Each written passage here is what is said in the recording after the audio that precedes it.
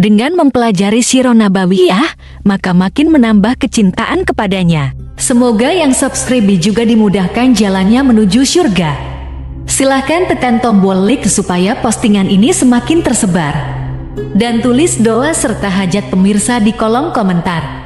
Semoga semakin banyak yang mengaminkan, maka semakin cepat terkabul. Nabi Sulaiman alaihi salam adalah manusia terkaya sepanjang sejarah kehidupan manusia di muka bumi. Dalam beberapa kitab suci seperti Al-Quran, Alkitab, dan Injil, Nabi Sulaiman alaihi salam dijelaskan sebagai manusia terkaya yang pernah hidup di muka bumi. Tidak ada satupun manusia yang bisa mengalahkan total kekayaannya hingga hari kiamat tiba. Para arkeolog telah menemukan situs peninggalan sejarah Islam yang mengungkap total kekayaan Nabi Sulaiman alaihi salam. Erez bin Yosef, seorang profesor, ia menyatakan bahwa 3000 tahun yang lalu Nabi Sulaiman alaihi salam diperkirakan memiliki kekayaan senilai 2,2 triliun US dollar. Dan bila dikonversikan dengan nilai mata uang dolar hari ini, jika dirupiahkan, maka nilainya setara dengan 32.891.870 triliun rupiah. Profesor tersebut juga menjelaskan bahwa kekayaan Nabi Sulaiman alaihi salam berasal dari dua sumber, yakni istana kerajaan dan tambang tembaga. Nilai itu berkali-kali lipat lebih banyak dari total kekayaan negara Indonesia yang hanya mencapai 11.454 triliun per 30 Desember 2021. Nabi Sulaiman alaihi salam memiliki beberapa mukjizat. Di antaranya adalah dapat berbicara dengan bahasa binatang. Beliau dapat memerintah mereka untuk melakukan sesuatu. Beliau juga dapat mengendalikan besar kecilnya tekanan angin dan dapat mengatur ke arah mana angin akan berhembus. Sehingga dengan itu Nabi Sulaiman dapat memanfaatkan angin sebagai kendaraannya dan juga kendaraan tentaranya. Nabi Sulaiman juga bisa melunakkan besi dan membentuknya menjadi pakaian perang yang anti tusukan senjata tajam. Nabi Sulaiman juga memimpin para jin. Mereka tunduk dan patuh pada perintah Nabi Sulaiman alaihi salam. Tidak hanya setan, iblis laknatullah yang merupakan makhluk pembangkang dapat dibuat tunduk bertekuk lutut pada perintah-perintah Nabi Sulaiman. Nabi Sulaiman bisa melakukan teleportasi, yaitu berpindah dari suatu tempat ke tempat yang lain dalam waktu singkat. Peristiwa itu dibuktikan dengan pemindahan singgasana Ratu Balqis atas perintah Nabi Sulaiman. Nabi Sulaiman dikenal sebagai raja yang adil dan bijaksana. Nabi Sulaiman diberkahi kecerdasan yang luar biasa untuk menyatu padukan segenap kekuatan yang Allah berikan kepadanya. Ia mengelola dan membawa kerajaannya menjadi kekuatan raksasa yang tak terkalahkan di masanya dengan segenap kemampuan yang dimilikinya. Tentara Nabi Sulaiman adalah tentara terkuat di bumi tanpa ada yang menandingi. Pertanyaan mendasar yang muncul kali ini adalah dari mana sumber kekayaan dan kekuatan Nabi Sulaiman alaihi salam? Untuk mendapatkan jawaban dari pertanyaan ini, simak video ini sampai selesai. Sebelum itu, mari bantu channel ini terus berkembang dengan cara subscribe dan nyalakan tanda loncengnya. Berikan komentar yang positif dan berikan like serta share video ini. Bismillahirrahmanirrahim. Sungguh kami benar-benar telah menganugerahkan ilmu kepada Daud dan Sulaiman. Keduanya berkata, segala puji bagi Allah yang melebihkan kami dari kebanyakan hamba-hambanya yang mukmin. Sulaiman telah mewarisi Daud dan dia berkata, wahai manusia, kami telah diajari untuk memahami bahasa burung dan kami dianugerahi segala sesuatu. Sesungguhnya semua ini benar-benar karunia yang nyata. Quran Surat An-Naml ayat 15-16. Saudara-saudaraku yang dirahmati Allah, pada ayat di atas disebutkan bahwa Sulaiman telah mewarisi Daud. Nabi Sulaiman mewarisi Nabi Daud dalam sisi kenabian dan kekuasaan, bukan mewarisi harta, karena para nabi tidak mewariskan harta. Sebab sepeninggalan mereka, harta para nabi menjadi sedekah bagi orang-orang yang ada di sekitarnya, yaitu orang-orang fakir dan orang-orang yang membutuhkan. Dan harta para nabi tidak dikhususkan bagi kalangan keluarganya. Rasulullah Shallallahu Alaihi Wasallam bersabda, "Kami para nabi tidak mewariskan. Nabi Sulaiman mewarisi kenabian dari Nabi Daud. Ini adalah hal yang jelas. Allah telah memilihnya sebagai nabi dari Bani Israel. Begitu juga Allah telah memberinya kekuasaan kerajaan sehingga ia menjadi pemimpin Bani Israel." Barangkali sesuatu yang paling penting yang diwarisi oleh Nabi Sulaiman dari Nabi Daud adalah tradisi militer.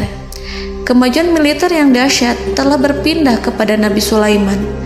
Nabi Daud sebenarnya adalah seorang pengembala kambing yang sangat miskin, tetapi seiring dengan perjalanan waktu, ia menjadi komandan pasukan tiada tanding. Nabi Daud alaihi salam mengetahui bahwa kekuatan hakiki yang mengatur alam semesta adalah kekuatan Allah. Ketika Nabi Daud mengulurkan tangannya dan memegang potongan batu, lalu beliau melemparkannya dengan ketepel ke arah Jalut, kepala Jalut retak dan ambruk menghantam tanah. Ini sebagai bentuk demonstrasi kekuatan darinya. Kehadiran Nabi Daud mengubah pasukan Bani Israel, di mana mereka sebelumnya lari jika berhadapan dengan musuh. Maka kini keberadaan mereka mulai diperhitungkan di masa hidupnya. Nabi Daud mengalami peperangan yang sangat banyak, tapi Al-Quran tidak menceritakan secara terperinci. Hal itu dikarenakan karena Al-Quran adalah kitab dakwah di jalan Allah, bukan kitab sejarah. Al-Quran hanya menceritakan di dalam Al-Quran surat Shad ayat 20, "Dan kami kuatkan kerajaannya, kerajaan Daud." Ayat tersebut berarti bahwa Nabi Daud belum terkalahkan dalam peperangan yang diikutinya. Di samping dukungan yang Allah berikan kepadanya, juga pasukan dan rakyatnya, di mana mereka adalah orang-orang yang bertauhid, menyerahkan diri kepada Allah. Allah Subhanahu wa Ta'ala mengajarkan kepada Nabi Daud hal-hal yang menjadikan pasukannya memiliki keistimewaan yang dengannya mereka dapat mengalahkan pasukan-pasukan lain, pasukan-pasukan besar yang ada di bumi pada saat itu. Allah Subhanahu wa Ta'ala berfirman dalam surat Saba ayat 10, "Dan kami telah melunakkan besi untuknya." Baju besi mungkin akan menjadi masalah dalam benak kita. Ketika orang-orang yang berperang, baju besi cukup mengganggu gerakan mereka. Kita bisa membayangkan ketika ada dua orang berperang, salah satu dapat bergerak bebas, sementara yang lainnya tidak leluasa bergerak karena tertahan dengan pakaiannya. Namun, dengan kekuasaan Allah, Nabi Daud dapat melunakkan besi dan membuat baju besi yang ringan, yang mudah untuk digunakan. Ini adalah kemajuan penting yang Allah berikan kepada Nabi Daud dan tentaranya. Kemajuan itu kemudian diajarkan, diwariskan dan dimiliki oleh Nabi Sulaiman alaihi salam. Nabi Sulaiman memiliki pasukan dahsyat yang melebihi pasukan manapun di bumi saat itu, atau bahkan mungkin saat ini. Bahkan Allah menambahkan karunia-Nya kepada Nabi Sulaiman yang disebutkan dalam Al-Quran surat An-Naml ayat 16. "Dan Sulaiman telah mewarisi Daud, dan dia berkata, 'Wahai manusia, kami telah diberi pengertian tentang suara burung, dan kami diberi segala sesuatu. Sesungguhnya ini benar-benar suatu karunia yang nyata.'" Saudara-saudaraku yang dirahmati Allah, pada suatu hari Nabi Sulaiman alaihi salam menengadahkan tangannya dan berdoa kepada Allah Subhanahu wa Ta'ala. Antara hati Nabi dan Allah tidak ada penghalang, tidak ada jarak, tidak ada sekatan waktu, tidak ada satupun dari para nabi yang berdoa kepada Allah kecuali doanya pasti dikabulkan. Doa Nabi Sulaiman alaihi salam direkam dalam Al-Quran surat Shad ayat 35. Nabi Sulaiman berkata, "Ya Tuhanku, ampunilah aku, anugerahkanlah kepadaku kerajaan yang tidak dimiliki oleh seorang pun sesudahku." Nabi Sulaiman menginginkan dari Allah sesuatu kerajaan yang belum pernah diperoleh oleh siapapun setelahnya. Allah Subhanahu wa Ta'ala mengabulkan doa Nabi Sulaiman dan memberinya kerajaan tersebut. Nabi Sulaiman mewarisi kekuasaan, kenabian, hikmah ilmu dari Nabi Daud alaihi salam. Orang-orang menyebut Nabi Sulaiman Al-Hakim, Sulaiman yang bijaksana. Kebijaksanaan Nabi Sulaiman tidak terbatas pada keadilannya di tengah-tengah manusia dan juga kasih sayangnya kepada mereka. Namun, kebijaksanaan Nabi Sulaiman juga berlaku di kalangan burung dan binatang lainnya. Nabi Daud juga mengenal bahasa burung, tetapi Nabi Sulaiman dapat berbicara dengan bahasa burung. Bahkan, ia dapat menggantikannya sebagai pembantunya. Ketika Nabi Daud bertasbih di gunung, burung-burung serta binatang buas ikut bertasbih bersamanya. Bahkan angin pun berhenti untuk mendengarkan tasbih itu. Sedangkan Nabi Sulaiman alaihi salam, Allah Subhanahu wa Ta'ala memberinya karunia lebih dari itu, di mana binatang-binatang buas tunduk padanya, begitu juga angin dan burung. Saudara-saudaraku yang dirahmati Allah, Nabi Sulaiman alaihi salam mampu mendengarkan bisikan semut yang berbicara kepada sesama mereka. Bahkan, ia mampu memerintahkan semut tersebut sehingga semut itu menjadi taat pada perintahnya. Pasukan Nabi Sulaiman memiliki kekuatan yang sangat dahsyat. Belum pernah ada di dunia ini satu pasukan pun yang memiliki kekuatan seperti itu. Kekuatan Nabi Sulaiman berasal dari beberapa kombinasi yang sangat mengagumkan, sehingga karenanya ia tidak dapat tertandingi. Kekuatan itu terdiri dari manusia, binatang-binatang, jin, dan lain sebagainya. Kita mengetahui bahwa jin adalah makhluk Allah dan manusia tidak mampu melihatnya atau menghadirkannya atau meminta pertolongan kepadanya. Sedangkan Nabi Sulaiman telah diberi Allah suatu kemampuan untuk menundukkan jin, mempekerjakan mereka sebagai tentara di tengah-tengah peperangan. Bahkan ia mampu menjadikan mereka sebagai pekerja-pekerja kasar di kerajaannya saat tidak ada peperangan. Oleh sebab itu, ketika ada pasukan lain yang mencoba melawan pasukan Nabi Sulaiman, mustahil mereka akan mendapatkan kemenangan. Bahkan pasukan Nabi Sulaiman diperkuat oleh pasukan burung. Burung di pasukan Nabi Sulaiman memerankan tugas penting, yaitu menjadi agen intelijen. Kita mengetahui bahwa peranan informasi saat peperangan adalah hal yang penting. Dari informasi tersebut, pasukan dapat mengetahui keadaan lawannya. Demikianlah peranan burung pada pasukan Sulaiman. Ia terbang di tengah-tengah musuh. Kemudian, ia kembali kepada Nabi Sulaiman untuk menyampaikan berita tentang keadaan lawannya. Di samping jin dan burung, Allah juga menundukkan angin untuk Nabi Sulaiman. Nabi Sulaiman dapat memerintahkan angin dan ia mampu untuk menaiki angin tersebut. Dalam Al-Quran surat Shad ayat 36-40, Allah Subhanahu wa Ta'ala berfirman, "Kami tundukkan kepada angin yang berhembus dengan baik menurut kemana saja yang dikehendaki Sulaiman. Dan kami tundukkan pula kepadanya setan-setan, semuanya ahli bangunan dan penyelam, dan setan yang lain yang terikat dalam belenggu. Inilah anugerah kami, maka berikanlah kepada orang lain atau tahanlah untuk dirimu tanpa perhitungan, dan sesungguhnya dia mempunyai kedudukan yang dekat pada sisi kami dan tempat kembali yang baik." Saudara-saudaraku yang dirahmati Allah, Allah Subhanahu wa Ta'ala juga memberikan kemampuan yang tak seorang pun dari para nabi mendapatkannya, yaitu kemampuan untuk memerintah setan. Setan adalah salah satu bagian dari jin. Ia adalah kelompok yang celaka dari bangsa jin. Kelompok ini sebenarnya tidak mampu dikuasai oleh manusia. Bahkan jin yang soleh tidak dapat mengatur setan. Adapun Nabi Sulaiman, Allah telah memberinya kekuasaan untuk menundukkan setan dan mempekerjakannya, bahkan mengikatnya dengan rantai serta menghukumnya jika ia menentang pada perintahnya. Setan membangun untuk Sulaiman istana-istana, patung-patung, dan alat-alat perang. Bahkan setan-setan itu menyelam ke dasar lautan untuk mengeluarkan permata dan yakut untuk Sulaiman.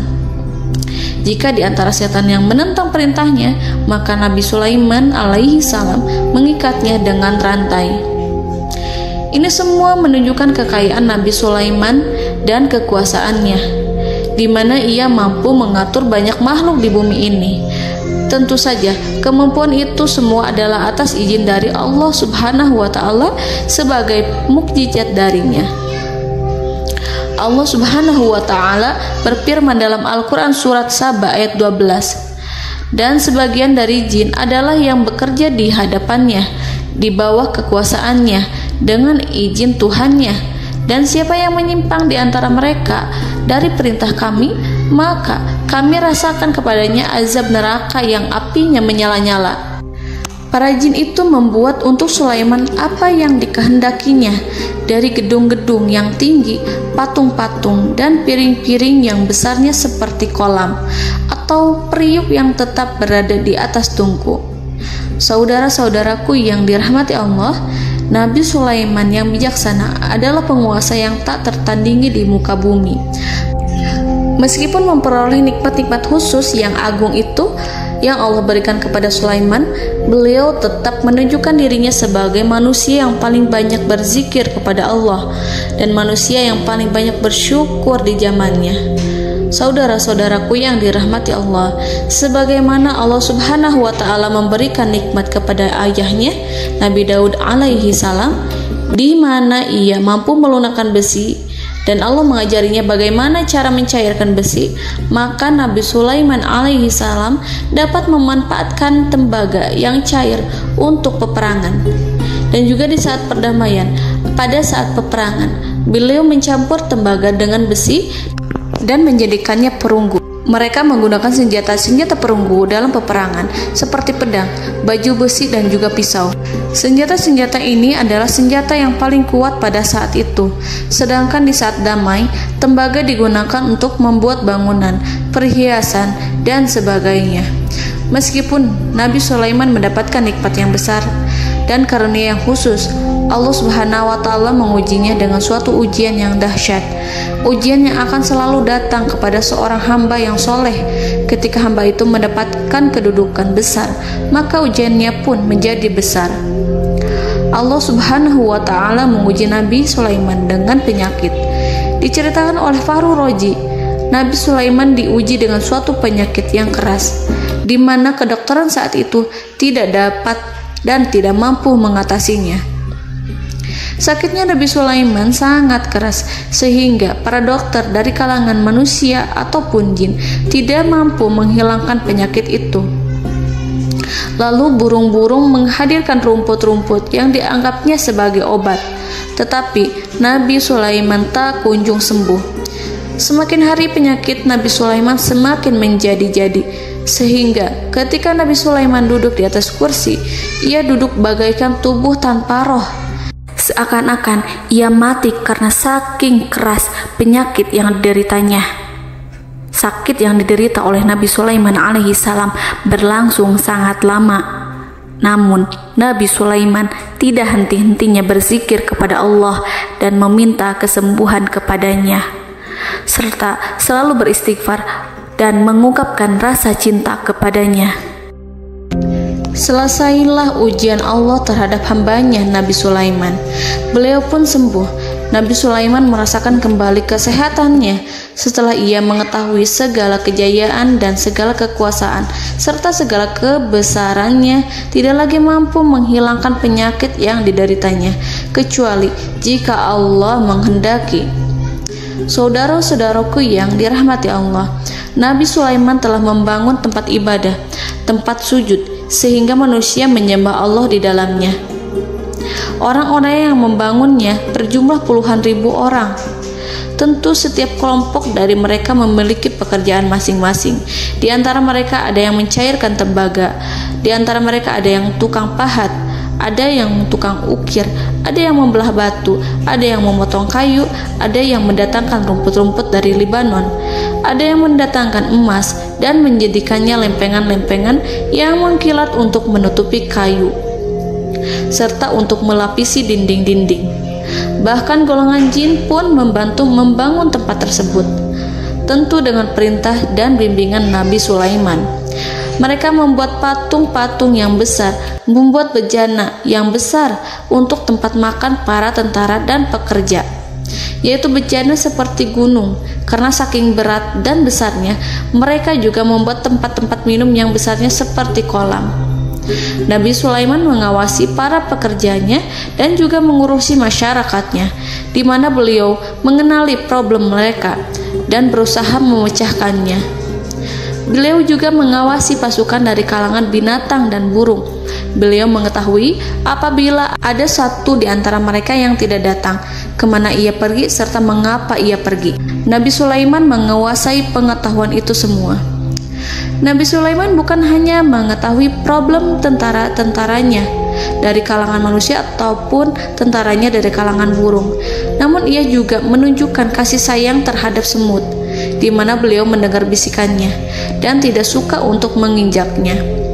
Nabi Sulaiman selalu menundukkan kepalanya ke bumi sebagai bentuk rasa rendah diri dan syukur kepada Allah.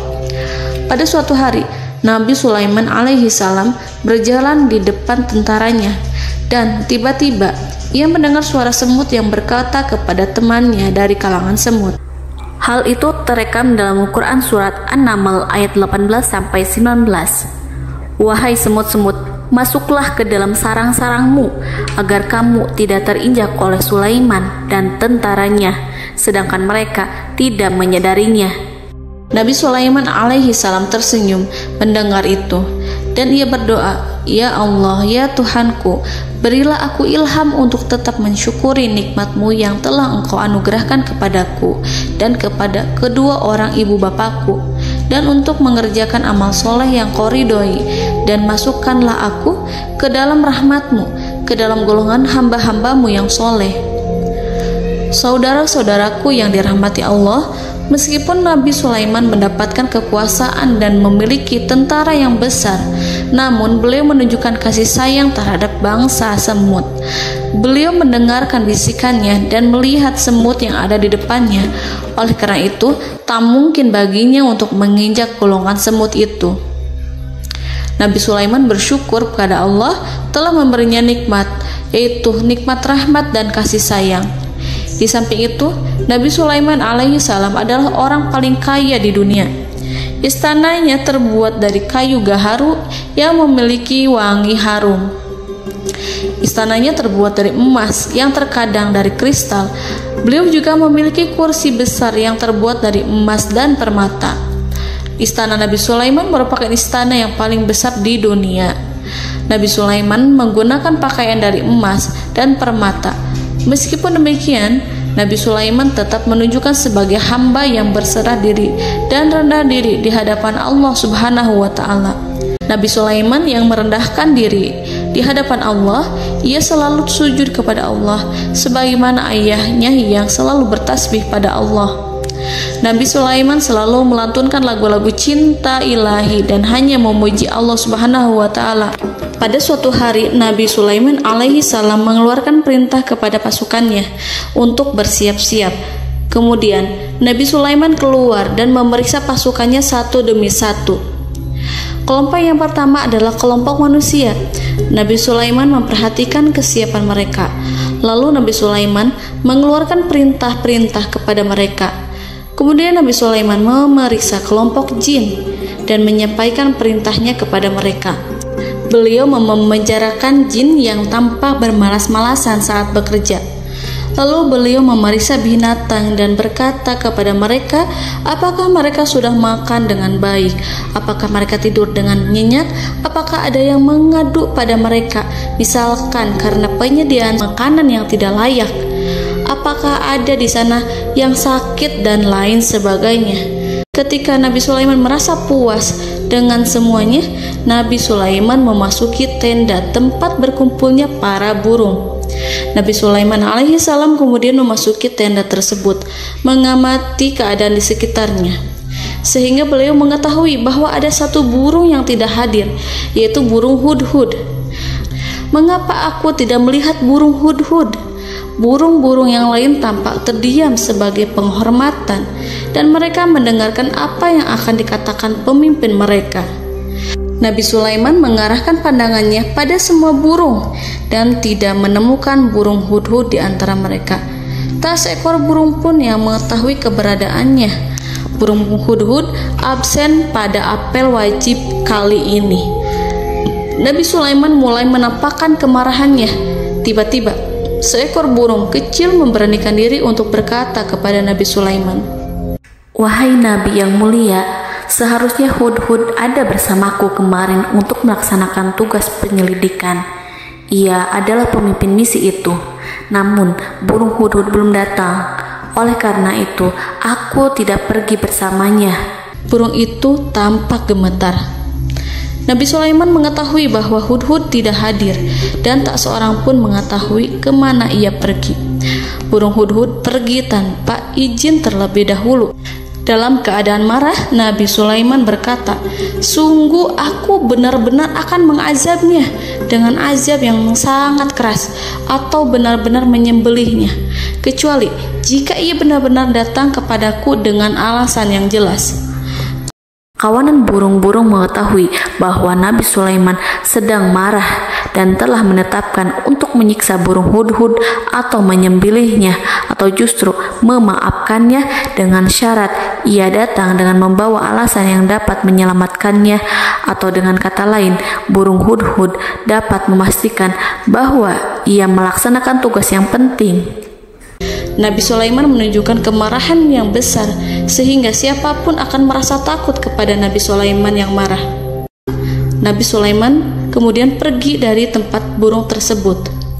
Nabi Sulaiman masih memikirkan keadaan burung hudhud.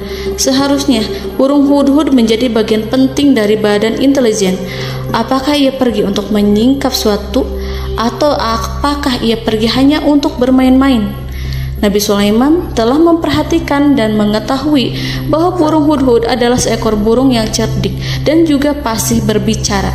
Terkadang Nabi Sulaiman mendapati burung hudhud sedang bermain-main dan menunda-nunda pekerjaannya. Namun ketika Nabi Sulaiman melihatnya, burung hudhud memahami bahwa perbuatannya tidak benar. Oleh karena itu, ia tidak boleh menyampur adukan antara waktu serius dan waktu bermain. Tidak lama setelah itu, burung hudhud tiba di tempat para burung. Burung-burung yang lain berkata kepadanya, "Wahai hudhud, pergilah engkau ke tempat Nabi Sulaiman. Jika ia mengetahui bahwa engkau telah sampai, jiwamu benar-benar terancam." Mendengar itu, burung hudhud segera beranjak. Ia terbang menemui Nabi Sulaiman. Pada waktu itu, Nabi Sulaiman sedang duduk bersama tentaranya yang lain. Burung hudhud berdiri. Ia telah merencanakan untuk memulai pembicaraan dengan Nabi Sulaiman sebelum Nabi Sulaiman bertanya kepadanya kemana dia pergi. Ini sebagai bukti bahwa hudhud telah melaksanakan suatu tugas yang penting. Dalam Al-Quran Surat An-Naml ayat 22, burung hudhud berbicara, "Aku telah mengetahui sesuatu yang kamu belum mengetahuinya, dan kubawa kepadamu dari negeri Saba suatu berita penting yang diyakini." Seakan-akan burung hudhud hendak berkata, "Aku adalah hudhud yang miskin, tapi aku mengetahui apa yang tidak engkau ketahui, dan aku telah datang kepadamu dari kerajaan Saba dengan membawa berita yang sangat penting." Nabi Sulaiman tampak terdiam menunggu hudhud menyelesaikan kisahnya. Dalam surat An-Naml ayat 23-24, burung hudhud berkata, Sesungguhnya aku menjumpai seorang wanita yang memerintah mereka. Dia dianugerahi segala sesuatu serta mempunyai singgasana yang besar. Aku mendapati dia dan kaumnya menyembah matahari selain Allah. Dan setan-setan telah menjadikan mereka memandang indah perbuatan-perbuatan mereka, lalu menghalangi mereka dari jalan Allah, sehingga mereka tidak mendapat petunjuk. Burung hudhud diam. Nabi Sulaiman merasa bahwa hudhud menunjukkan kepasihan lisannya.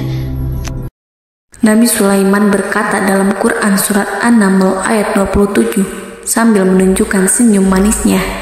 Nabi Sulaiman berkata, "Akan kami lihat apakah kamu benar wahai hudhud, ataukah kamu termasuk orang-orang yang berdusta." Seakan-akan burung hudhud ingin mengatakan, "Aku tidak berbohong, wahai Nabi yang mulia." Namun diamnya Sulaiman membuat takut sehingga burung hudhud terdiam. Nabi Sulaiman terdiam karena berpikir, lalu ia memutuskan sesuatu setelah itu. Beliau melihat kepada lainnya dan meminta secari kertas dan pena. Nabi Sulaiman menulis surat dan menyerahkan kepada hudhud serta memerintahkan kepadanya seperti yang dikatakan dalam Quran surat An-Naml ayat 28. "Pergilah dengan membawa suratku ini, lalu jatuhkanlah kepada mereka, kemudian berpalinglah dari mereka, lalu perhatikanlah apa yang mereka bicarakan." Al-Quranul Karim hanya menceritakan dalam Al-Quran surat An-Naml bagaimana perginya hudhud dan bagaimana ia menyerahkan surat itu. Lalu Al-Quran langsung menyebut keadaan kerajaan Balqis yang saat itu sedang membaca surat di depan para pembesar kerajaan dan para menterinya.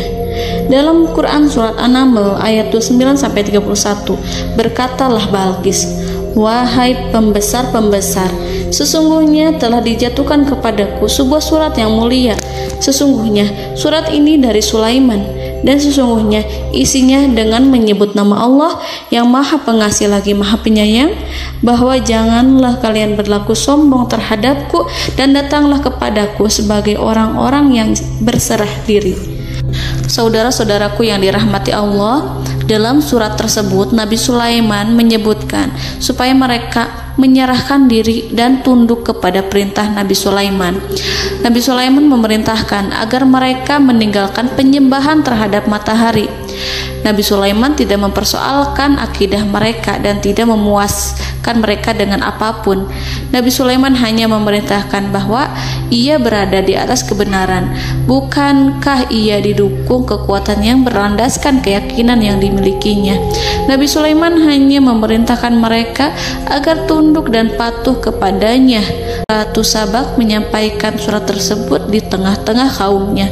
Dalam Quran surat An-Naml ayat 32 dijelaskan, "Dan berkatalah Balqis, wahai para pembesar, berilah aku pertimbangan dalam urusanku ini.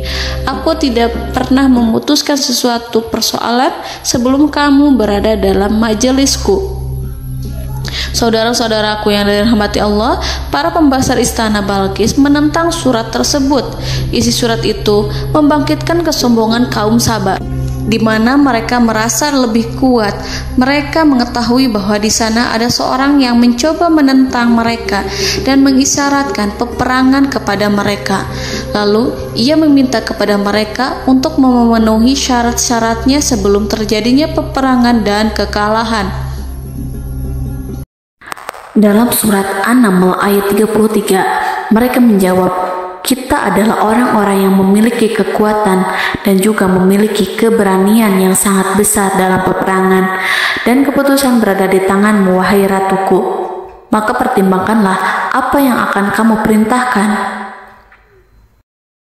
Saudara-saudaraku yang dirahmati Allah, para pembesar kaum Sabak seakan ingin berkata, "Kita siap untuk melaksanakan perang." Tampaknya ratu itu memiliki kebijakan yang lebih baik dari pembesar kaumnya. Surat Sulaiman itu membuatnya berpikir lebih jernih dan lebih berhati-hati. Ia berusaha sebisa mungkin menghindari peperangan. Ratu itu berpikir dalam tempo yang lama. Nama Sulaiman tidak diketahuinya dan ia pun belum pernah mendengarnya. Oleh karena itu, Ratu kaum Saba tidak mampu mengetahui dan mendeteksi seberapa besar kekuatan Nabi Sulaiman. Boleh jadi Nabi Sulaiman memiliki kekuatan yang dahsyat, sehingga ia mampu memerangi kekuasaannya dan mengalahkannya. Kemudian Ratu memperhatikan apa yang ada di sekelilingnya. Ia melihat kemajuan masyarakatnya dan juga kekayaannya. Barangkali ia mengira bahwa Nabi Sulaiman iri terhadap kemajuan dan kekayaannya itu, sehingga Nabi Sulaiman ingin menyerangnya. Setelah mempertimbangkan isi surat Nabi Sulaiman dengan cermat, Ratu Saba memilih untuk tidak bersikap ceroboh dan bodoh. Ratu lebih suka untuk menggunakan bahasa kelembutan. Ia mengirim kepada Nabi Sulaiman suatu hadiah yang besar. Ratu mengira bahwa Nabi Sulaiman seorang yang ambisius, yang boleh jadi ia telah mendengar tentang kekayaan kerajaan Saba. Para utusan pergi dengan membawa hadiah dari Ratu Saba. Ratu berharap agar mereka dapat memasuki kerajaan Nabi Sulaiman dan akan mengetahui kondisi kerajaannya. Saat mereka pulang, Ratu ingin mendengar secara langsung dari mereka tentang bagaimana keadaan kaum Nabi Sulaiman dan pasukannya. Setelah mendapatkan informasi yang cukup, maka Ratu Balqis dapat membuat sesuatu keputusan yang tepat. Ratu menyembunyikan apa yang terlintas dalam pikirannya, lalu ia berbicara kepada pembesar istananya bahwa ia dapat menyingkap niat jahat Raja Sulaiman melalui cara mengirimkan hadiah kepadanya. Ratu lebih memilih cara tersebut dan menunggu reaksi dari Nabi Sulaiman. Ratu berhasil memuaskan para pembesar istana, dan untuk sementara ia menghilangkan ide untuk berperang. Karena para raja jika menyerang suatu desa, maka pemimpin desa tersebut adalah orang yang paling banyak mendapatkan kehinaan. Akhirnya, para pembesar kaumnya merasa puas dengan pikiran Ratu Balqis.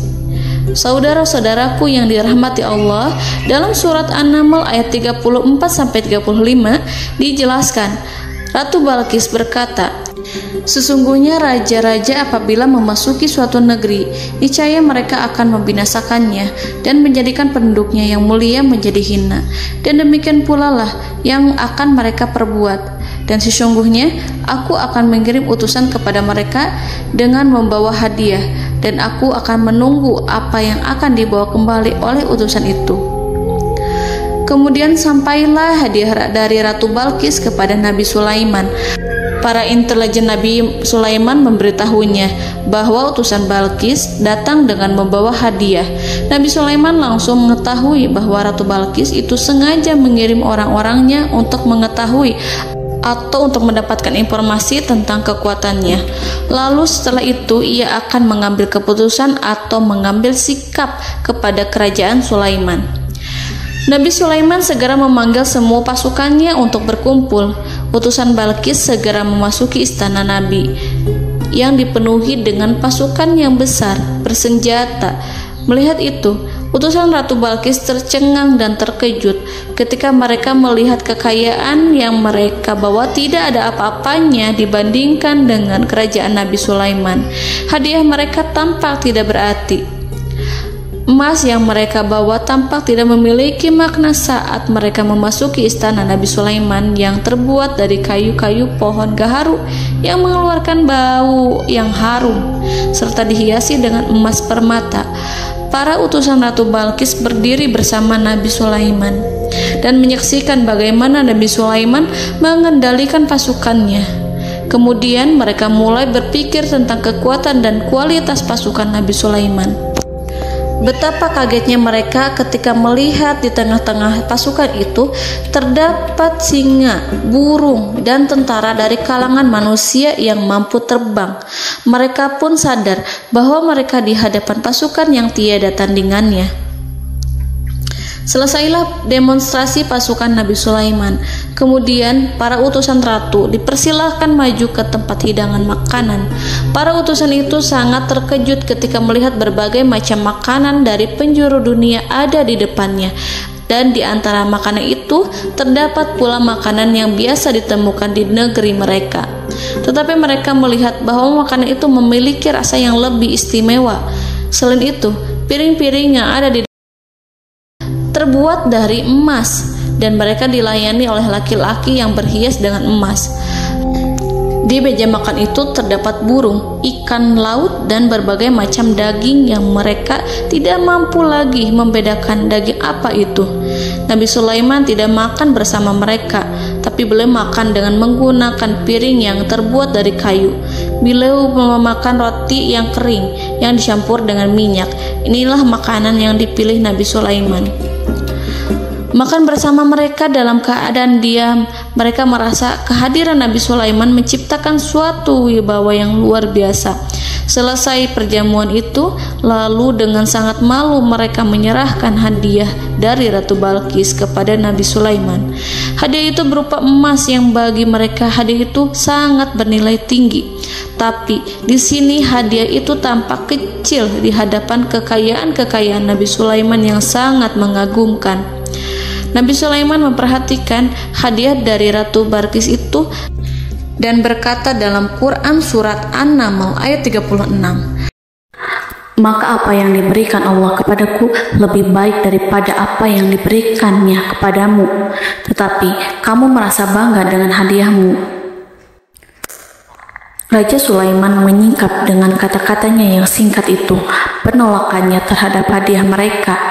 Ia memberitahu utusan itu bahwa ia tidak menerima hadiah tersebut.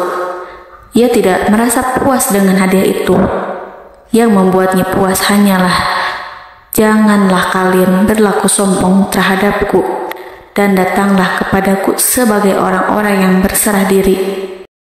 Lalu Nabi Sulaiman berkata kepada mereka dengan pelan. Hal itu diabadikan dalam Quran surat An-Naml ayat 37. "Kembalilah kepada mereka. Kami akan mendatangi mereka dengan bala tentara yang mereka tidak kuasa melawannya, dan pasti kami akan mengusir mereka dari negeri itu, yaitu negeri Saba, dengan terhina, dan mereka akan menjadi tawanan-tawanan yang hina."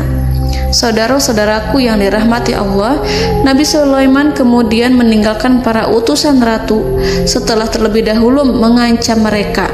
Para utusan itu berharap agar Nabi Sulaiman mau menunggu kunjungan Ratu Balqis yang akan membawa misi perdamaian.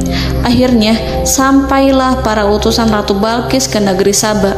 Mereka segera menuju istana sang ratu. Mereka memberitahu bahwa negeri mereka sedang ada di ujung tanduk. Mereka menceritakan kepada ratu tentang kekuatan Nabi Sulaiman dan tidak mungkin bagi mereka mampu melawannya. Mereka meyakinkan Ratu Balqis bahwa ia harus mengunjunginya dan melihat sendiri bagaimana kebesaran kerajaan Nabi Sulaiman. Kemudian ratu menyiapkan dirinya untuk pergi menuju kerajaan Nabi Sulaiman. Nabi Sulaiman duduk di kursi kerajaan di tengah-tengah para pembesarnya dan para menterinya serta para komandan pasukannya. Beliau berpikir tentang sosok Ratu Balqis. Nabi Sulaiman mengetahui bahwa Ratu Balqis menuju tempatnya. Balqis dikelilingi rasa takut. Nabi Sulaiman berpikir sejenak tentang bagaimana matahari disembah. Ia memikirkan bagaimana informasi yang diterima oleh intelijennya tentang kemajuan kerajaan Balqis dalam bidang kesenian dan ilmu pengetahuan. Nabi Sulaiman bertanya kepada dirinya sendiri, apakah kemajuan menjadi penghalang untuk mengetahui kebenaran? Apakah ratu itu senang dengan kekuatan yang dicapainya? Dan ia membayangkan bahwa kekuatannya adalah segalanya. Dengan kemajuan yang dimilikinya, Nabi Sulaiman ingin membuat kejutan agar ratu mengetahui bahwa Islam yang diyakini oleh Nabi Sulaiman adalah satu-satunya yang mampu mendatangkan kemajuan dan kekuatan yang hakiki, sehingga ia dapat membandingkan antara keyakinannya dalam menyembah matahari beserta kemajuan yang dicapainya dengan keyakinan Nabi Sulaiman beserta kemajuan yang diraihnya. Saudara-saudaraku yang dirahmati Allah, para mata-mata Nabi Sulaiman telah memberitahunya bahwa hal yang sangat disegani dan dikagumi oleh kaum Balkis adalah kerajaan Saba, yaitu singgasana Ratu Balkis. Singgasana itu terbuat dari emas dan batu delima. Singgasana tersebut dijaga oleh penjaga yang sangat disiplin, di mana mereka tidak pernah lalai sedikit pun. Oleh karena itu, sangat tepat apabila Nabi Sulaiman menghadirkan singgasananya di sini, di kerajaannya, sehingga ketika ratu tiba, maka ia dapat duduk di atasnya.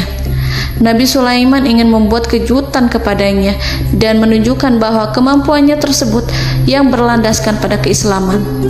Nabi Sulaiman melakukan yang demikian itu dengan harapan agar si ratu tunduk kepadanya. Ide itu terlintas dalam diri Nabi Sulaiman. Lalu ia mengangkat kepalanya dan menoleh kepada anak buahnya.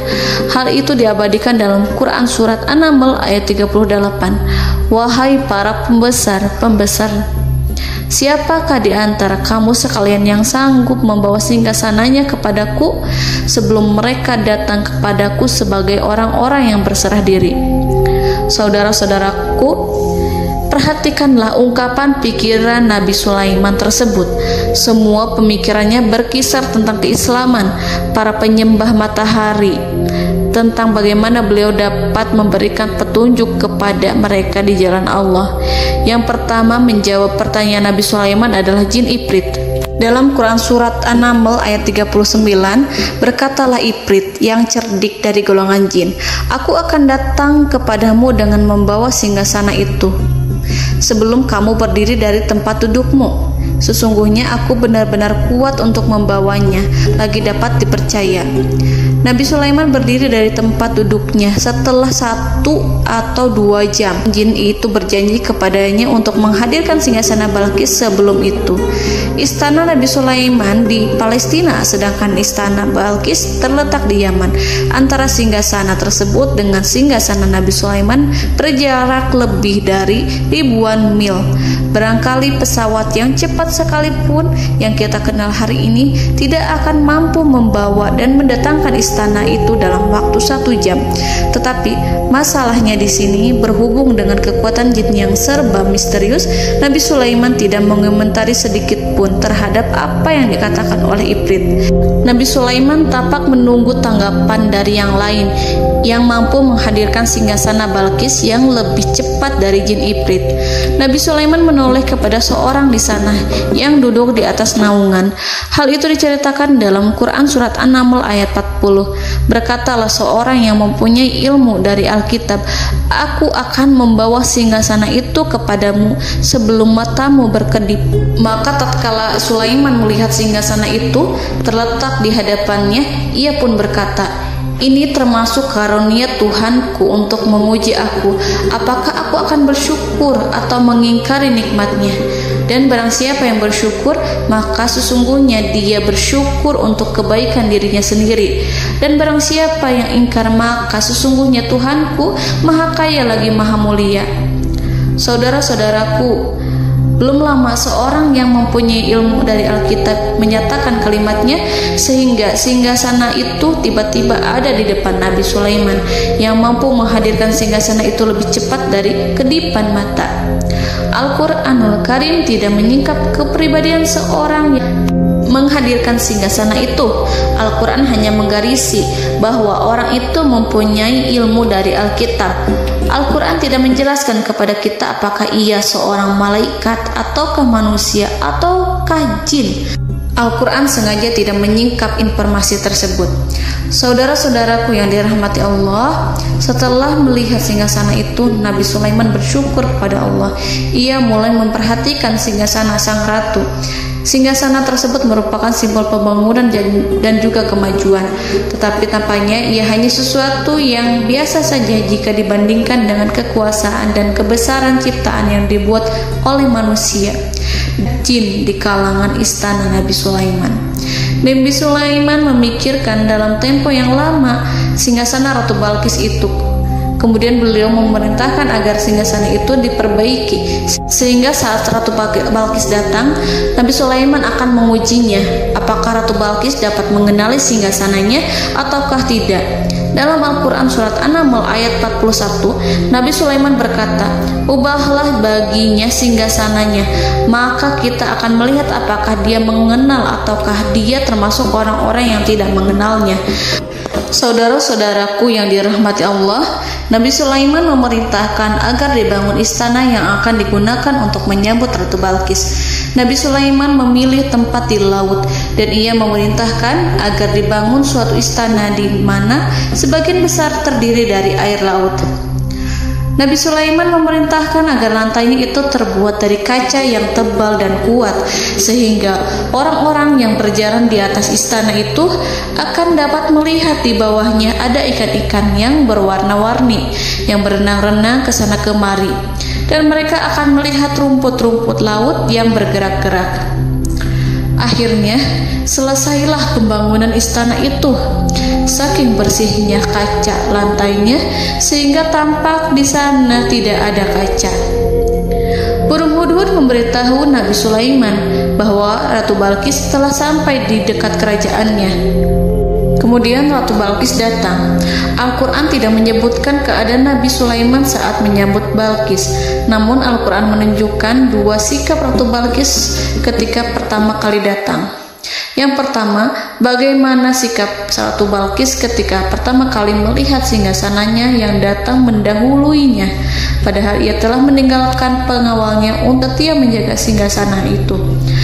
Keadaan kedua adalah keadaan ketika di depan istana yang dibangun untuk menyambut Ratu Balqis. Istana itu penuh dengan permata dan banyak ikan berenang di bawahnya. Dalam Quran surat An-Naml ayat 42 dijelaskan, dan ketika Balqis datang, ditanyakanlah kepadanya, "Serupa inikah singgasanamu?" Balqis menjawab, "Seakan-akan singgasana ini adalah singgasanaku. Kami telah diberi pengetahuan sebelumnya dan kami adalah orang-orang yang berserah diri." Saudara-saudaraku, pada dialek di atas, Balqis melihat singgasananya dan ia tercengang saat mengetahui bahwa itu adalah singgasana miliknya. Namun kemudian ia mulai ragu karena melihat tidak sepenuhnya itu singgasana miliknya. Jika itu benar-benar miliknya, lalu bagaimana ia datang mendahuluinya? Dan bila bukan singgasananya, maka bagaimana Sulaiman dapat meniru sepersis dan seteliti itu? Padahal Sulaiman tidak pernah sekalipun ke kerajaannya. Nabi Sulaiman berkata saat melihat Balqis mengamati singgasananya, "Apakah ini singgasanamu?" Balqis terlihat sangat kebingungan, namun setelah itu ia menjawab, "Sepertinya benar." Nabi Sulaiman berkata, "Kami telah diberi ilmu sebelumnya dan kami sebagai orang-orang muslim."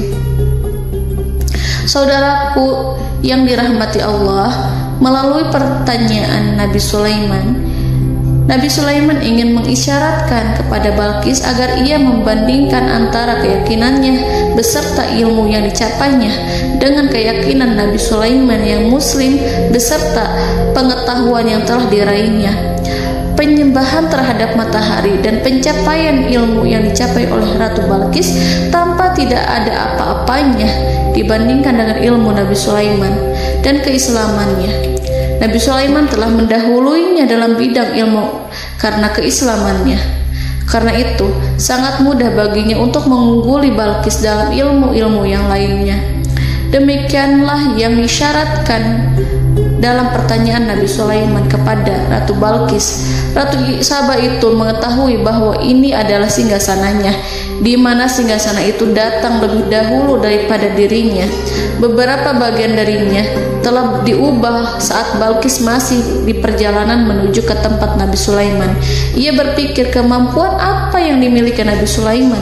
Ratu Balqis tercengang melihat apa yang disaksikannya, yang berupa buah dari keimanan Nabi Sulaiman dan hubungannya dengan Allah Subhanahu wa Ta'ala. Sebagaimana Balqis juga tercengang ketika melihat kemajuan di bidang ilmu pembangunan, seni, dan ilmu-ilmu yang lainnya. Maka ia tidak lebih kagum lagi saat melihat hubungan yang kuat antara keislaman Nabi Sulaiman dengan ilmunya, serta kemajuan yang diraihnya. Dalam Al-Quran surat An-Naml ayat 43 dijelaskan Dan apa yang disembahnya selama ini selain Allah mencegahnya untuk melahirkan keislamannya, karena sesungguhnya ia terdahulu termasuk orang-orang yang kafir. Saudara-saudaraku yang dirahmati Allah, bergoncanglah dalam benak Balqis ribuan hal ketika melihat keyakinan kaumnya runtuh di hadapan Nabi Sulaiman. Ia menyadari matahari yang disembahnya hanya merupakan ciptaan Allah, dan Allah lah yang menggerakkannya untuk hamba-hambanya. Lalu terbitlah matahari kebenaran dalam dirinya. Hatinya diterangi oleh cahaya baru yang tidak akan tenggelam seperti tenggelamnya matahari. Masa keislamannya hanya menunggu waktu. Ratu Balqis memilih waktu yang tepat untuk mengumumkan keislamannya. Allah Subhanahu wa Ta'ala berfirman dalam Quran Surat An-Naml ayat 44. Dikatakan kepadanya, masuklah ke dalam istana. Maka tatkala ia melihat lantai istana itu, dikiranya kolam air yang besar dan disingkapnya dua betisnya. Berkatalah Sulaiman, sesungguhnya ia adalah istana licin yang terbuat dari kaca. Berkatalah Balqis, wahai Tuhanku, sesungguhnya aku telah berbuat zalim terhadap diriku, dan aku berserah diri bersama Sulaiman kepada Allah Tuhan semesta alam. Saudara-saudaraku yang dirahmati Allah, dikatakan kepada Balqis, masuklah ke dalam istana. Ketika ia masuk, maka ia tidak menyaksikan adanya kaca, tetapi ia melihat air, sehingga ia mengira akan bersinggungan dengan air. Lalu ia menyingkapkan sedikit bajunya agar bajunya itu tidak basah. Nabi Sulaiman mengingatkannya tanpa melihatnya agar ia tidak khawatir terhadap pakaiannya, karena pakaiannya tidak akan basah, sebab di sana tidak ada air. Itu sekedar kaca yang halus, yang saking halusnya sehingga ia tidak tampak. Pada kesempatan itulah Balqis mengumumkan keislamannya yang mengakui kelalimannya, dan ia menyatakan menyerahkan diri kepada Nabi Sulaiman dan kepada Allah Tuhan semesta alam. Lalu kaumnya pun mengikutinya dan mereka memeluk Islam. Balqis menyadari ia berhadapan dengan penguasa yang terbesar di bumi dan Nabi Allah yang mulia. Untuk pertama kalinya, wajah Sulaiman tampak dihiasi dengan senyuman yang menunjukkan kepuasannya sejak Balqis mengunjunginya. Demikianlah Nabi Sulaiman mewujudkan kejayaannya yang hakiki dan menyebarkan cahaya Islam di muka bumi. Saudara-saudaraku, Al-Quran tidak menyebutkan kisah Balqis setelah keislamannya. Para ahli tafsir mengatakan bahwa ia menikah dengan Nabi Sulaiman. Selain itu, ada yang mengatakan bahwa ia menikah dengan salah satu orang dekat Nabi Sulaiman. Ada juga yang mengatakan bahwa sebagian Raja Habasyah adalah keturunan dari buah perkawinan ini. Wallahu a'lam bishawab. Saudara-saudaraku yang dirahmati Allah, Nabi Sulaiman hidup di tengah-tengah kejayaan dan kemuliaan di bumi. Kemudian Allah menetapkan kematian untuknya, sebagaimana kehidupan Sulaiman berada di puncak kemuliaan dan kejayaan yang penuh dengan keajaiban yang luar biasa. Maka kematiannya pun merupakan tanda-tanda kebesaran Allah yang penuh dengan keajaiban.